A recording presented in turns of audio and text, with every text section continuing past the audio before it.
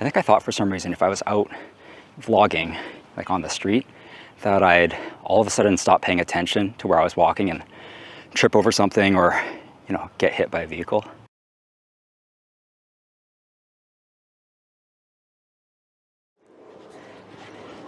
All right, what's going on, guys? Welcome back to the vlog. I know I said in my previous video that I don't ever go for walks, but surprise, surprise, I guess I decided to challenge myself. We're just out here on my lunch break right now, and I wanted to come out and get some sunshine and pick up sushi from a place nearby. So we're here with the Action 4 using the Mic 2, and wanted to share some thoughts actually about the Mic 2 because a little while ago I was saying that I was thinking about picking up the entire Mic 2 system, but then lately I've been doing research into the Mic Mini 2, and I really like how the Mic Mini 2 system is so small.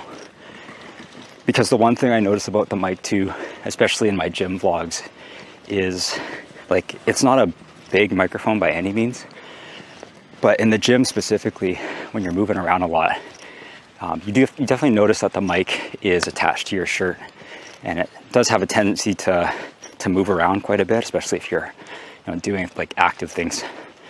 But the Mic Mini is like such a small square on whatever you attach it to, and it weighs so little that I imagine if you're moving around in like a gym setting, that thing's not going to flop around too much.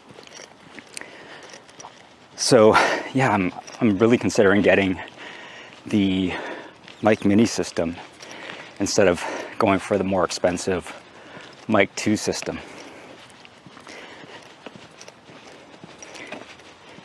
Some of the reviewers that I've been watching recently talking about the Mic 2 versus the Mic Mini have said that the audio quality is pretty comparable between the two. Like, you're not missing out a whole lot by going with the Mic Mini. And what you're getting is a smaller form factor and a lower price point, which I'm all for.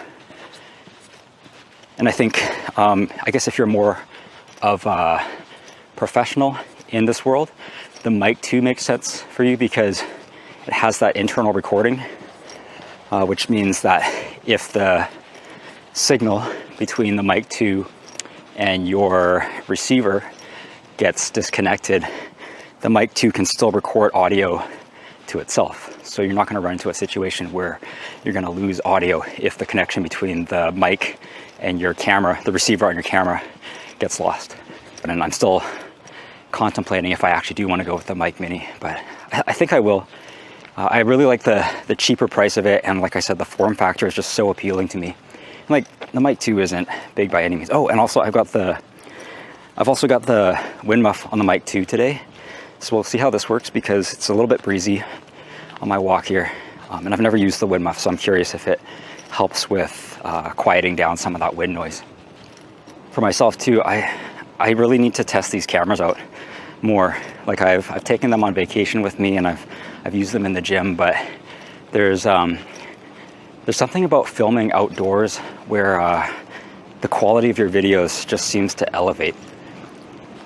Like, shooting indoors is its own challenge, and the Action 4 that I'm using, it does a decent job, but when I was going back and looking at the video I filmed on the weekend at the gym, I just noticed that, you know, with the lighting situation in there, this camera it was getting pushed pretty hard.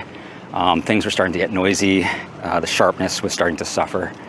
So, and I've always wanted to film more outdoors. It's just, myself, like, I'm a pretty big introvert. So I work from home, and usually when the workday is done, I'm still at home and I'm just on my computer playing some video games or maybe watching a podcast. But I want to encourage myself to get out here more and do some more outdoor recording, because then you really get to see what these cameras are capable of when the lighting conditions are really good.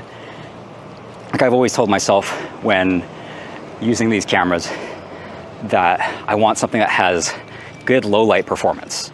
And the reason why I say that is because a lot of the times when I'm, going about my life, I'm in low light conditions. Like I said, I'm indoor a lot of the times. But it's really nice when you see footage out of your camera from outside and the lighting is good. You can see just how good the quality of these things can get. Just before I decided to come out here for my walk, I was thinking about how the area where I live it's like really busy right now with traffic noises and construction going on. And as soon as I walked out my front door, there was someone mowing the lawn and using a leaf blower. And it made me think, like, yeah, I do love living in the city, around a lot of things like restaurants and different amenities. But when I see people vlogging in their neighborhoods or out in quiet places like a large field, it makes me kind of envious that I don't live somewhere like that, or I'm not like really close by to somewhere like that. Obviously I could hop in my car and drive to one of those places, but if I've only got like 45 minutes or an hour for lunch, I don't have a lot of time to drive somewhere, do my vlog, and then head back home and get settled and eat lunch on top of all that. So I just think it's really cool when people are out in more remote places or places where there's not a lot of people walking around, because I know when I'm watching those vlogs, it makes it really enjoyable to hear not a lot of noise in the background. I never really thought about how much all of this city noise can stress you out without you really realizing it. It's just stuff that's happening in the background. Doesn't mean that I'm gonna move to like a countryside or anything like that. The reason why I chose to live where I live is because I like to be close to my family. And it's like the neighborhood that I grew up in, so it feels really comfortable. And it's not the most exciting place where I live, but it's a trade-off, because I think if you live somewhere where there's a ton going on, I'm thinking about places like big metropolis cities, you have a lot more of that busy noise. It's like a different energy level in those places. And like sometimes it can be good because that energy could amp you up and get you excited to do things, but it could also stress you out. When you're trying to unwind at the end of the day, you don't want motorcycles or loud cars always zipping past, or people honking their horns, or people yelling in the middle of the street because they're, a little bit out of their minds. Luckily, I'm not right downtown where I live, so I don't have to deal with too much of that. But yeah, there's just something about being in an environment where there's not that much noise going on. I don't know. Am I alone in thinking that? Like I feel like that's something that a lot of us strive for down inside, but we also like convenience. So I guess that's the trade-off. So I'm actually really curious what you guys think about filming outdoors versus filming indoors in something like a studio setting. A lot of the YouTubers that I like to watch, especially the guys that do camera review videos, they often seem to be inside a studio when they're talking about the gear, and then they take their cameras outside when they're trying to do some tests. But for the most part, when you see them, they're in the same spot every single time with the same backdrop. And I think for convenience, that's probably the way to go, right? So that you don't have to worry about setting up something each time. But I think as I'm watching more people doing these simple kind of vlogs, I'm gaining more of an appreciation for the realism and not having something that feels too staged. When I was scrolling through my feed yesterday, I noticed there's a lot of videos showing up there, all with tons of views, all hyper produced, super polished videos. And I didn't want to click on any of them. And it wasn't because I didn't want to support the people. It was because I think I'm getting exhausted with all of the content that keeps getting pushed out there that is heavily produced, and you don't even feel like you're watching a real person anymore. Like it might as well be AI, CGI generated content. And for me, it could be just because I've been consuming a lot of vlogging that's more realistic looking. I think I'm leaning more towards that style of video right now. And that's not to say that I'll always prefer that video.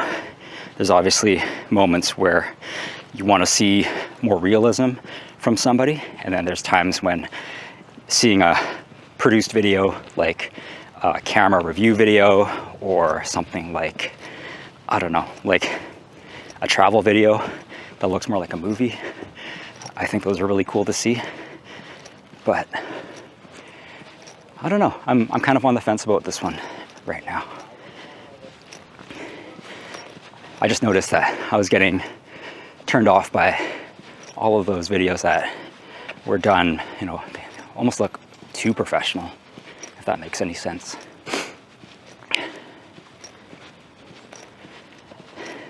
I mean, it could be because I work from home 5 days a week. And like I said, when I sign off, I'm usually just still at home doing my own thing, which is what I prefer.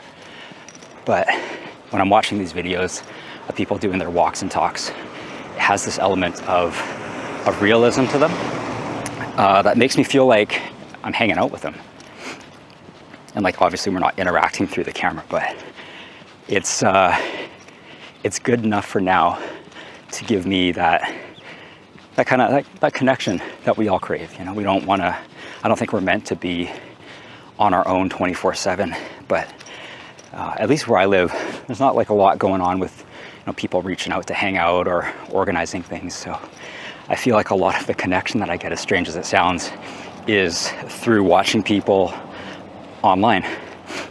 And YouTube is the main platform that I like to use. I try not to use things like Instagram. I think all of the stuff on there right now is, again, falling into that category of heavily produced, heavily marketed, and just doesn't have that element of realism to it. These walk and talks, they're kind of nice, actually. I think I thought for some reason if I was out vlogging, like on the street, that I'd all of a sudden stop paying attention to where I was walking and trip over something or, you know, get hit by a vehicle. Now I realize I'm not always looking at the camera. I'm just kind of talking in a general direction and glancing over to you guys every so often. But let me know if you guys like this kind of video, because I was getting kind of tired of filming in the gym. Also, I was getting tired of being out of breath at the gym and not being able to convey my thoughts very clear. So I think these walk and talks are actually doing a lot better. Even though it's good exercise, I'm not huffing and puffing like I would be in between my sets at the gym. All right, I think that's probably enough talking for now. I'm gonna head over to the place nearby and grab some sushi for lunch and then take it back home. And then my boss is gonna be meeting with me this afternoon, so I gotta make sure I'm on time for that. All right, so I think we're gonna end the vlog there. Just got back home with my food and figured I should show you guys what I got. So I got 2 of these chicken karagis, a spicy salmon roll, a yam tempura roll, and a prawn tempura bowl. And this will be my lunch and dinner for today. So that's gonna do it for me. Hope you guys enjoyed that vlog. Leave some comments below if you had any questions for me or thoughts about what I was talking about today. But otherwise, we'll see you guys in the next one.